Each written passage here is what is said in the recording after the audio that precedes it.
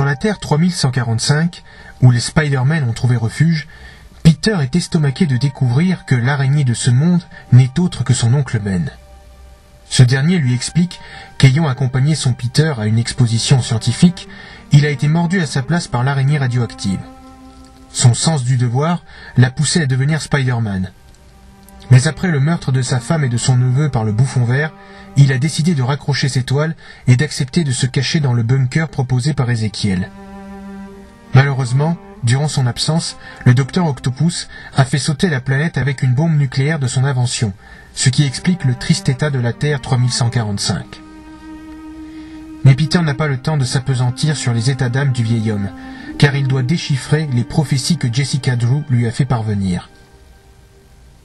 C'est le Spider-Man supérieur qui s'y colle, à l'aide de son intelligence artificielle à qui il a donné l'apparence de la femme qu'il aime, Anna Maria Marconi. Mais en reconnaissant cette dernière, Peter commet une grosse erreur. En effet, Octopus comprend que, contrairement à ce qu'il prétend, Peter provient non pas de son passé, mais de son futur, et que, par conséquent, son esprit est condamné à disparaître du corps de Spider-Man. Octavius se jure bien de tout tenter pour échapper à ce funeste destin.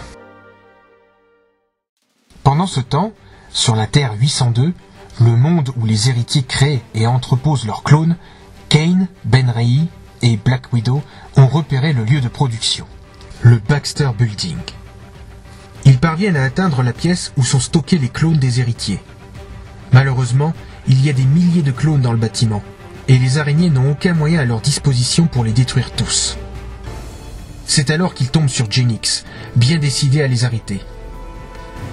Pendant la lutte qui s'ensuit, Kane, faisant appel à l'autre, parvient à tuer Genix. Mais ce dernier ressuscite presque aussitôt dans un caisson voisin. Ben comprend alors que, pour arrêter les héritiers, il ne faut pas détruire leurs clones, mais simplement l'antenne relais qui permet à leurs esprits de se transférer dans leur nouveau corps. Il s'arme donc de grenades à plasma récupérées sur un des fusils du système de défense et fonce au sommet du Baxter Building pour détruire l'antenne. Malheureusement, talonné par Genix, il n'a pas d'autre choix que de se sacrifier en déclenchant prématurément l'explosion. L'antenne relais est détruite, mais Ben Reilly y a laissé la vie. Anéanti par la mort de son frère d'armes, Kane laisse libre cours à la fureur de l'autre et décide de se rendre sur la Terre 1 pour en finir une fois pour toutes avec les héritiers. Sur la Terre 3145, les araignées sont parvenues à déchiffrer les prophéties. La première explique que si l'autre, l'épouse et l'enfant sont amenés à être sacrifiés, les araignées cesseront d'exister. La seconde raconte l'histoire de Karn. Beaucoup plus doux que le reste de sa famille, ce dernier préférait épargner ses victimes. Jusqu'au jour où, confronté au tisseur de la toile du destin, son hésitation a causé la mort de sa mère.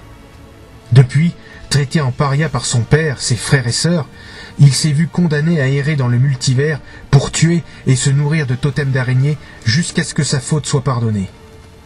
Voyant une occasion de retourner l'issue de la guerre, Peter envoie Billy Braddock à la tête d'une petite équipe pour tenter de convaincre Karn de rejoindre leur camp.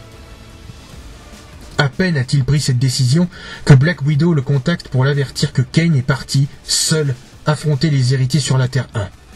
Pire encore, Silk, voulant se rendre utile, est parti avec Gwen Stacy récupérer Jessica Drew, coincée sur la Terre 1 elle aussi.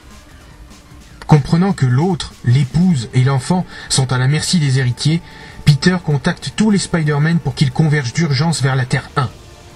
L'heure de l'ultime affrontement a sonné.